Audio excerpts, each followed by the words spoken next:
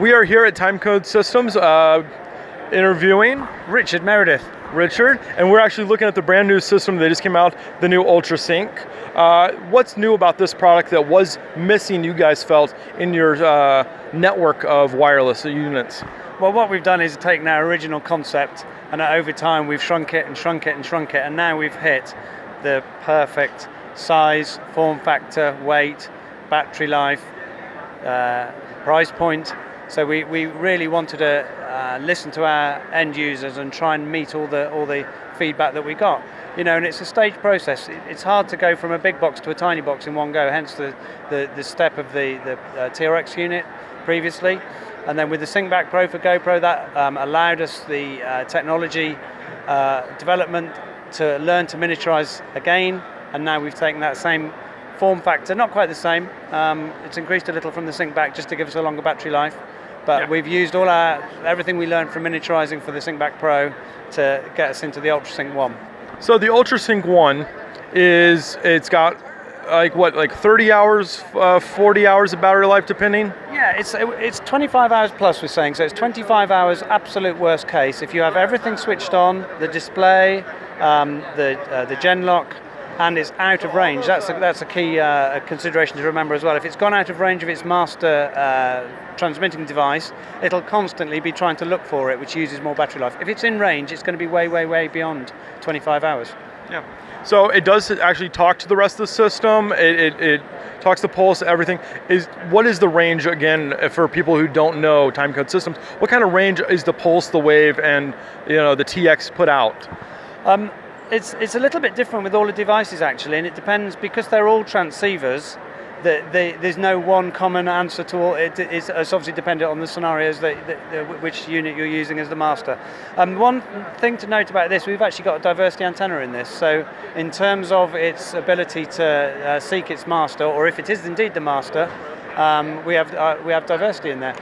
I don't think anyone has actually talked about the fact that there's a diversity antenna in there. Like, I don't think I've seen a review mention that. That's really interesting. Yeah. I don't even know if I'm supposed to mention it, so I could be in trouble now. Who knows? So it depends.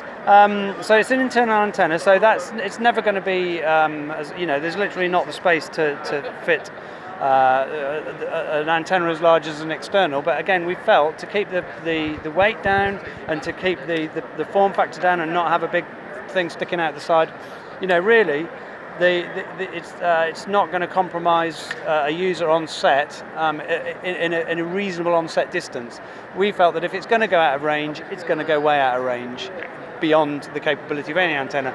So we felt as long as it still cover a set reasonably, then we were able to reduce that range. So if you're using a pulse, for example, as the master and an ULTRAsync as the receiving device, you're comfortably talking 600, 800, 1,000 feet, no problem at all. Which is more than enough for a typical TV set. Yeah. Now I noticed that also these are not BNC ports on them. What are these ports? This is a DIN connector, and it's got a code number which I can't remember because it's got some slashes and ones and zeros in it, but essentially it's a DIN connector. It's a very cost-effective connector. We knew this choice of connector would probably be a little bit of an interesting topic of conversation, but the important things about it are it's a lightweight connector, it's a very low depth inside, so that allows us to reduce the size of the box, and it's lightweight, so to try and hit all the feedback that people wanted, which is we want a lightweight box, we want it to be economical. They're not an expensive connector. Yes, granted, it's not appeared on a Timecode box before, but we're about taking people's needs and creating new standards if we need to. Doing it different. Don't necessarily need to do it different. If we feel that it's appropriate, we will do it different. You guys are always expanding what's possible. My favorite feature is, and it's a minor little thing that you don't realize until you start touching the product, and that is the plastic is not like really glossy, so there's a little texture to it. So because it is small and it doesn't fall out of your hands, you can actually feel it. It's not like a real shiny glossy metal like some of the boxes out there, and it's not like an ABS plastic that just will fall out because it is so small and lightweight. Yeah. So there's little details that have really made this a pleasure just to kind of play here at NAB. Absolutely, and that was something we learned as part of the part of the process with GoPro.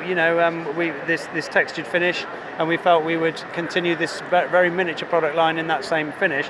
Yes. One thing to note about this plastic case, though, people are worried the plastic is not strong. It's actually bolted through, so if for example this was velcroed onto a camera, people are worried that if you pull it, the back will come off. Well, it won't. It's velcroed through. Yeah, it's not a clip style where they snap together. That's right. It is a two-part casing, but it's bolted through. That's not going to break in two when you try and pull it off. What's the price point and what comes with it? The price point is $299, and what comes with it is two DIN to BNC cables, so Perfect. DIN to full-size BNCs, and one USB-C. There you go. That's perfect. Thank you guys so much. My pleasure. Thank you. And we're going to get more reporting here at NAB the rest of the week.